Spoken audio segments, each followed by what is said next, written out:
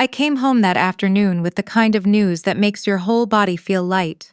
The kind of news you've been waiting for, without knowing you were waiting for it. My aunt had passed 3 weeks before, peacefully in her sleep, at the cottage on Prince Edward Island she'd owned since before I was born. And that morning I'd sat in a lawyer's office in downtown Halifax while a man in a gray suit read me her will. She'd left me everything: the cottage, her savings, her investment accounts, just over $2 million, when all of it was added together. I kept thinking about how I was going to tell my husband. I rehearsed it in the car the whole drive home, smiling to myself like an idiot. I was going to walk in, pour 2 glasses of the Riesling we'd been saving, sit him down at the kitchen table, and say, "We're going to be okay. We're actually going to be okay." Our driveway was full when I pulled in. His truck, his mother's Jeep, and a car I didn't recognize, silver Ontario plates. I remember thinking that was strange. My mother-in-law lived 40 minutes away and never showed up unannounced. My husband and I had been married 6 years, and she had dropped by without calling maybe twice in all that time. He was standing on the front porch when I got out of the car, hands in his pockets, that particular stillness he gets when he's decided something and doesn't want to be talked out of it. His mother was standing just behind him, arms crossed, chin up, the expression she wore whenever she was enjoying something she'd pretended not to plan. "We need to talk," he says. I looked at the unfamiliar car. "Who else is here? Come inside." I followed him in. The man from Ontario was sitting at our kitchen table, my kitchen table, the one my aunt had given us as a wedding gift, with a leather folder in front of him. Younger than I expected. Clean suit, no tie, the kind of deliberately casual that costs money. My husband sat down across from the man. His mother positioned herself by the counter like a referee. He slid a document across the table toward me. "I've had papers drawn up." I picked them up. I read the first page.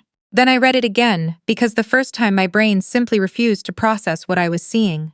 Divorce papers, signed, dated, witnessed, and stapled behind them a letter from a real estate agent. A firm in Dartmouth confirming the sale of our house, the sale that had apparently already closed 10 days ago.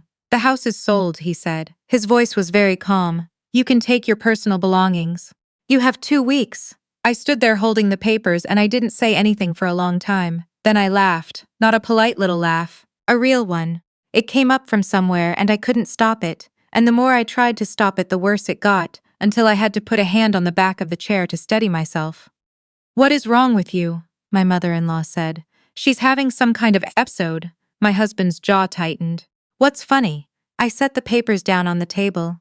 I looked at him very carefully, the way you look at something when you're memorizing it. Then I picked up my keys, said, "I'll be in touch," and walked back out to my car. I want to be clear about something. I was not calm because I was in shock. I was calm because I had known this was coming. Not the exact day, not the Ontario lawyer, not the specific theatrics of the full porch, but I had known something was coming for almost 2 years, and I had not been idle. I met my husband when I was 26. He was charming in the way that certain men are charming, the kind that makes you feel chosen, specifically chosen, like he'd looked around the room and decided you were the only one worth talking to. We dated for 18 months and got married in a small ceremony outside Wolfville on a September afternoon that was so beautiful it almost hurt to look at it. The first year was good. The second year was harder. By the third year I had started to notice things. The way he talked about money, always vague, always slightly evasive when I asked direct questions. We had a joint account for household expenses, but his income went into a personal account he managed separately, and whenever I brought up combining our finances more fully, he had a different reason each time why this wasn't the right moment.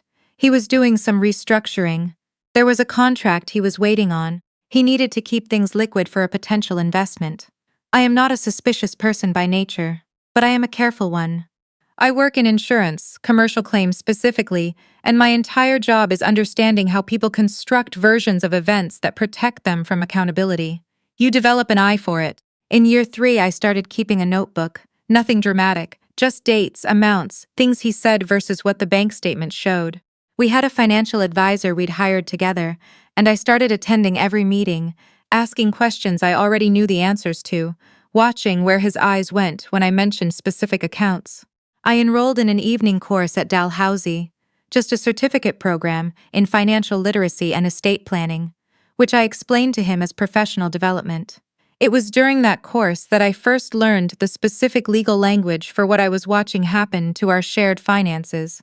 By year 4, I had retained a lawyer, not a divorce lawyer, not yet, a forensic accountant who specialized in marital asset cases. I paid her out of a private account I'd opened in my own name, funded by money I'd saved from my salary over 18 months.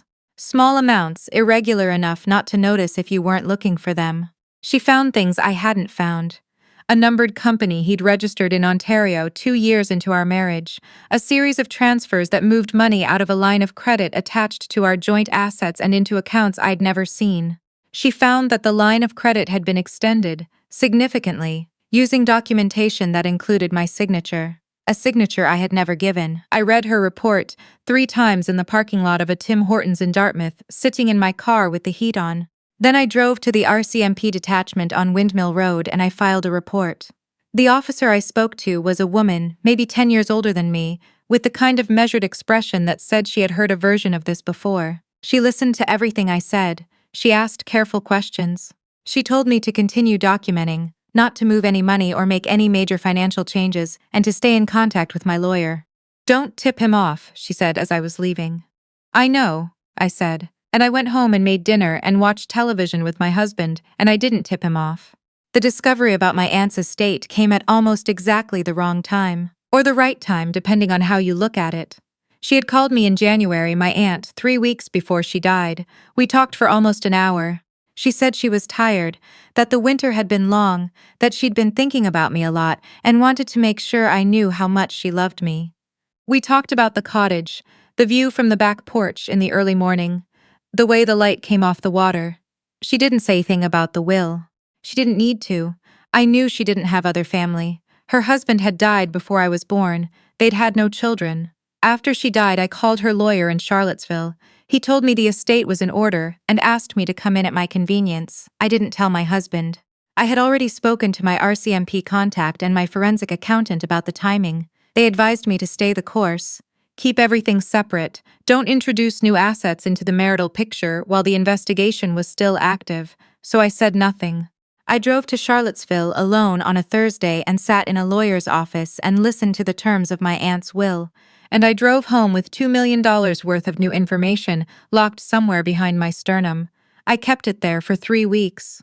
And then I came home to a porch full of people and a set of already executed divorce papers and a real estate transaction that had closed without my knowledge. The sale of the house was the part he hadn't thought through. I know that now.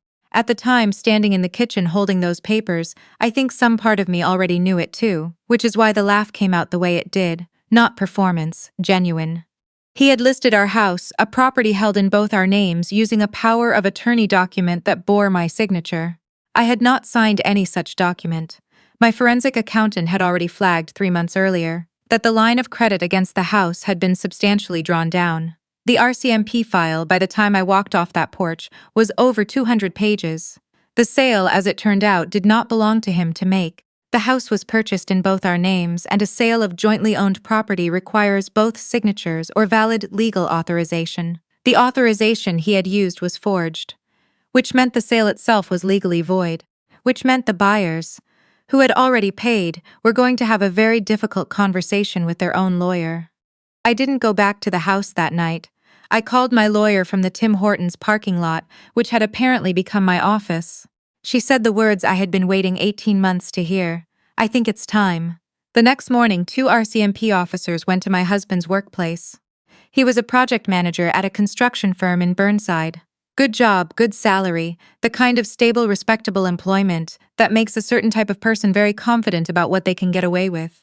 He was not at work. He had taken the day off. They found him at his mother's house, which is where I had guessed he would go. My mother-in-law opened the door and told the officers there was some kind of misunderstanding. She had clearly been expecting to be left alone in this. She was not left alone. My forensic accountant had done very thorough work. The numbered Ontario company had 2 directors, my husband and his mother. The transfers that had moved money through that company, money drawn from lines of credit attached to our joint assets, had benefited both of them. She had received funds, significant funds. She had helped structure the accounts. The Ontario lawyer who had drafted the divorce papers turned out to be a personal friend of hers from years back. The speed with which everything had been prepared, the divorce papers, the real estate transaction, the power of attorney, suggested a timeline that had been in planning for considerably longer than I had suspected. My mother-in-law, it emerged, had been the architect of most of it. I found that out later, sitting across from an RCMP detective in a small room that smelled like coffee and industrial carpet, going through the timeline of what they had pieced together. She had identified my aunt's estate as a factor long before I had said a word to anyone. She had a contact, a clerical worker at the law office handling my aunt's affairs, who had let slip the rough scale of the inheritance. She had accelerated the timeline because she'd calculated that once the estate transferred to me, the assets would be much harder to touch. What she had not accounted for was that the estate had already transferred, quietly, into a separate account my aunt's lawyer had established in my name alone, and that account had no connection to any joint marital asset. She had tried to move before I could inherit. She was already too late. My husband was charged with fraud over $5,000 forgery and uttering forged documents. His mother was charged alongside him, fraud, breach of fiduciary duty in relation to funds she had received, and a supplementary charge related to the unauthorized disclosure of estate information that my aunt's former lawyer's office was, separately, cooperating with provincial regulators on. The charges were laid on a Tuesday morning. By Wednesday afternoon, a property lawyer had filed on my behalf to have the house sale declared void. The buyers were furious, understandably. Their own legal action was directed at the real estate firm that had processed the transaction, which had failed to verify the power of attorney document adequately. That was not my problem to solve. I moved back into the house. There were boxes in the front room. My husband had apparently started packing some of my things, which I found both infuriating and practical, since some of those boxes I simply closed back up and kept in the spare room. The divorce itself, once the criminal charges were laid, was relatively uncomplicated. Contested divorces are expensive and slow. My husband, facing criminal proceedings, had limited appetite for a prolonged fight over finances that were already under forensic scrutiny. His lawyer, a different one. The Ontario friend had quietly stepped back from the file, advised him, I am told, to cooperate. We were divorced 11 months after he handed me those papers on the porch. In the settlement, I received the house. The joint accounts, minus the funds that had been fraudulently transferred, which were the subject of a separate civil recovery action, were divided. The forensic accounting work was submitted as evidence, and the judge made note of the documented dissipation of marital assets in calculating the division. My husband received his truck and his personal effects. His mother stood in the corridor outside the courtroom after the final hearing, in a wool coat that I had always thought was trying too hard, and she looked at me with an expression I could not quite read. Not remorse, exactly. Something older than that, like a person who has miscalculated and knows it, but can't quite articulate where the error was. You should have just taken the settlement, she said, which told me she still believed, somewhere in her version of events, that there had been a settlement to take. I didn't answer her. I put on my coat and I walked to the parking lot, and I drove to the cottage on Prince Edward Island for the first time since my aunt had died. I've been going up there most weekends since. It takes about 3 hours from Halifax. Across the bridge, through Borden-Carleton, up past Summerside.